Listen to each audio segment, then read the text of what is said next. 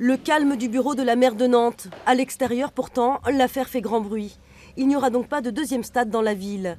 Une décision prise par Johanna Rolland après l'enquête ouverte sur la situation fiscale du président du FC Nantes, Waldemar Kita. Moi, je suis intransigeante sur les questions d'éthique. Ça veut dire qu'aujourd'hui, ce projet est terminé. Oui, clairement, c'est un chapitre qui se referme. Je le redis, à 5 et 10 ans, la question se reposera sans doute. Et pourtant, l'histoire avait bien commencé. En septembre 2017, le projet Yellow Park est présenté officiellement. Il s'agit d'un nouveau stade accompagné d'un grand projet urbain. Mais rebondissement en novembre dernier, le projet est abandonné. Seul un deuxième stade serait bien construit, mais à côté de celui de la Beaujoire.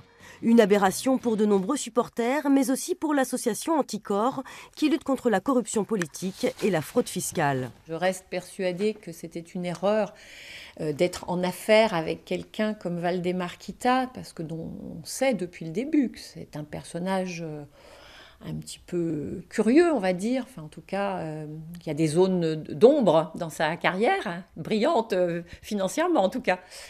Donc je pense que pour Johanna Rolland, c'est une belle porte de sortie que lui offre le parquet national financier avec cette enquête.